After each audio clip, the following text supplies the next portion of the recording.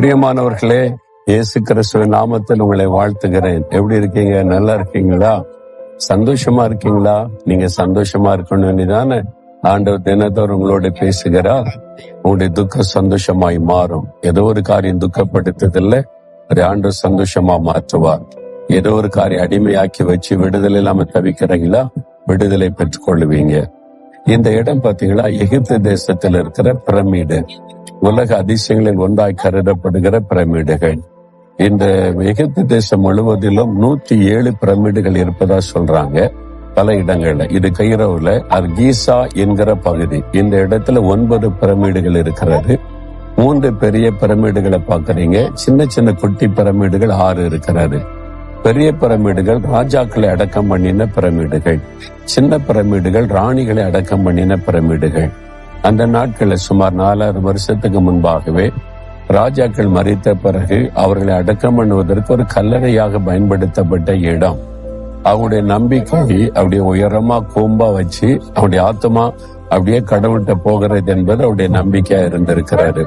அவருடைய சரீரத்தை பாடம் பண்ணி மம்மி என்று அழைக்கப்படுதல சவப்பெட்டி, அவருடைய சரீரத்துக்குள்ள இருந்து எல்லாத்தையும் எடுத்துட்டு அவங்கள பாடம் பண்ணி அந்த மம்மி என்கிற மனுஷ உருவம் கொண்ட அந்த காஃபினுக்குள்ள வச்சு அடக்கம் பண்ணிட்டா ஆயிரக்கணக்கான வருஷங்கள் அந்த சரீரம் கெட்டு போகாமல் இருக்கிறாரு.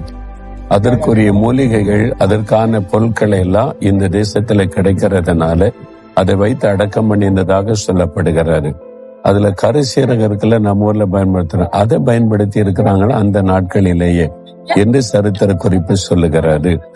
இவங்களை ஆயிரக்கணக்கான வருஷத்துக்கு அப்புறம் இந்த பிரமிடில இருந்து உள்ள கண்டுபிடிச்சு அந்த மம்மிஸை திறந்து பார்த்த போது சரீரங்கள் அழுகாதபடிக்கு அப்படியே சுருங்கி போய் அப்படியே இருக்கிறாரு.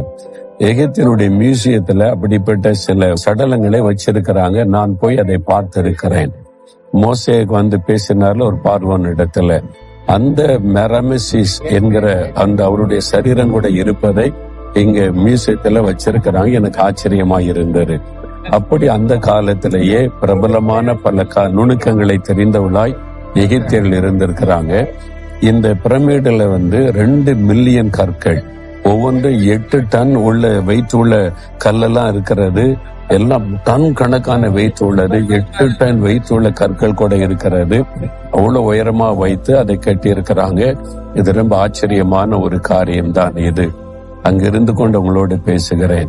சரி, ஆண்டவர் எனக்கு என்ன வார்த்தை வச்சிருக்கான்னு நினைக்கிறீங்களா? யாத்திராமம் 33 அதிகாரம்